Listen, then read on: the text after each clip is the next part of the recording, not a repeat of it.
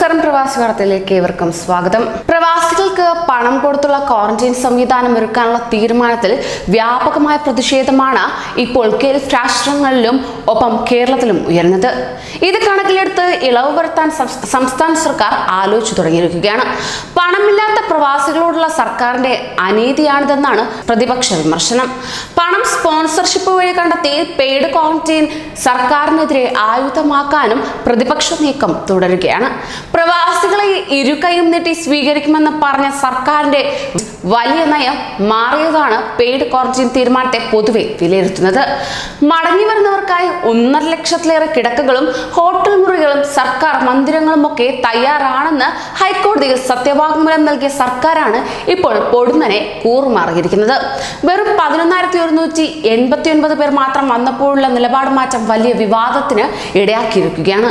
ഇതേ തുടർന്ന് 24-ന് കേന്ദ്ര ആഭ്യന്തര മന്ത്രാലയം ഇറക്കിയ മാർഗനിർദ്ദേശത്തിന്റെ ചുവട് പിടിച്ചാണ് തീരുമാനമെന്ന് വിശദീകരിക്കുമ്പോഴും സാമ്പത്തിക പ്രതിസന്ധിയും പ്രധാന കാരണമായി ഉന്നയിക്കുന്നുണ്ട്.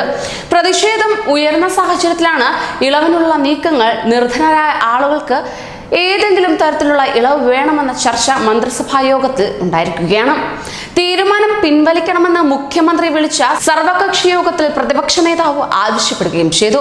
ക്വാറന്റൈൻ ചിലവ് സ്പോൺസർഷിപ്പിലൂടെ കണ്ടെത്തുന്നത് UDF ആലോചിക്കുമെന്നും PK കുഞ്ഞാലിക്കുട്ടി MP പറഞ്ഞുകൊണ്ട് രംഗത്തേക്കെത്തി. പ്രവാസികൾക്ക് സാമ്പത്തിക സ്ഥിതി അനുസരിച്ച് 500 രൂപ മുതൽ 10,000 രൂപ വരെയുള്ള ഹോട്ടൽ മുറികൾ നിരീക്ഷണത്തിൽ കഴിയാനായി തിരഞ്ഞെടുക്കാമെന്ന നിലയിലാണ് സർക്കാർ തലത്തിലെ ചർച്ച.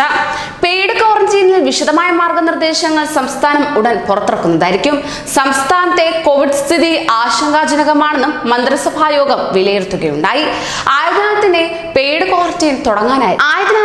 പെയ്ഡ് ക്വാറന്റൈനിൽ ഇളവ് വരുത്തുമെങ്കിലും പെയ്ഡ് ക്വാറന്റൈൻ ഉണ്ടായിരിക്കും എന്ന് തന്നെയാണ് മന്ത്രിസഭാ യോഗം വിലയിരുത്തിയിരിക്കുന്നത്. ഇത് തിരിച്ചടിയാകുന്നത് പ്രവാസികൾക്കാണ്. വിമാന ടിക്കറ്റിന് പോലും പരസഹായം തേടിയിരിക്കുന്ന പ്രവാസികൾക്ക് ഇത് ഏറെ തിരിച്ചടിയാകും. ഇത്തരമൊരു പ്രതിസന്ധി പ്രവാസികൾ എങ്ങനെ നേരിടുമെന്ന സംശയവും നിഴലിക്കുന്നു. കൂടുതൽ പ്രവാസി വാർത്തകൾക്കായി ഈ ചാനൽ സബ്സ്ക്രൈബ് ചെയ്യൂ.